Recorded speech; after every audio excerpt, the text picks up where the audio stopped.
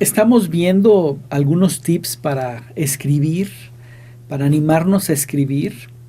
Por el momento estamos teniendo ideas sueltas y espero que te ayuden algunos de estos tips. El que vamos a ver hoy también es muy sencillo, pero considero yo muy práctico. Cuando empezamos a redactar, un reto que se nos presenta es el uso de los sinónimos, porque se nos ha dicho que no es bien visto la repetición de las palabras, lo cual es muy cierto, porque limita la redacción y la lectura.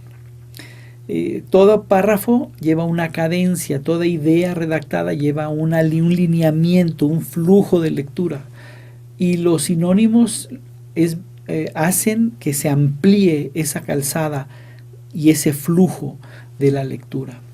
Por eso es que es bien válido buscar sinónimos.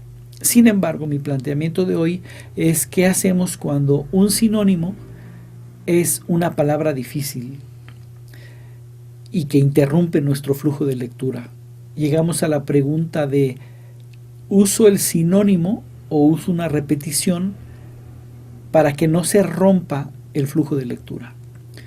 Mi consejo es que si ese sinónimo que tú estás eligiendo va a tener que levantarse el lector para ir por un diccionario y ver qué palabra es, o ir a Google para estudiar qué palabra es preferible que pongas una palabra repetida, que repitas el concepto, porque no todos tus lectores van a tener el ánimo de ir por el diccionario o ver en Google, San Google, el significado de la palabra. Nos gusta empezar a leer y seguirnos.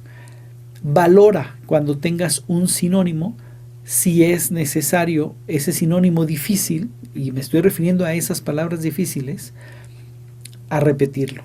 Por ejemplo, voy a usar algo bien común, que es maestro, ¿no? Y nos vamos a nuestro diccionario de sinónimos y vemos que hay muchísimos. Pero de repente unos pierden significado. A lo mejor empiezas a ver el primer sinónimo: educador, instructor, pedagogo, profesor, y dices, esos sí me gustan. Pero de repente nos metemos en perito, hábil, artista, avesado, ducho, ayo. Entonces, si ya usaste los primeros y quieres usar de repente ayo o ducho, la verdad es que ya no te va a romper el flujo de tu lectura o de tu redacción, mejor dicho. Entonces, yo creo que en ese caso, cuando ya usaste la mayoría de los sinónimos, si tienes que o usar un sinónimo muy difícil o repetir, yo te sugiero repetir, pero no te detengas y no hagas detener al lector. Todo tiene que ver con el flujo de lectura. Tu evaluación tiene que ver con flujo de lectura. No con esto quiero decir que los sinónimos no sirven. Al contrario, los sinónimos no solamente sirven para no repetir palabras. Los sinónimos amplían la argumentación que nosotros tenemos, profundizan en los porqués de lo que estamos haciendo, o simplemente en la explicación. Cuando usamos buenos sinónimos, el lector puede tener un panorama más claro, más amplio de las cosas y entender mucho mejor lo que tú le quieres decir. Sinónimos bien usados son herramientas geniales para explicar mejor lo que tú quieres decir. Es importante usar los sinónimos. En este caso, mi consejo que hablamos al principio es cuando el sinónimo es una palabra difícil que va a romper con el flujo de lectura.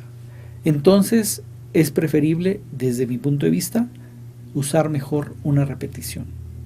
Espero que te haya servido este consejo y nos vemos en el siguiente video.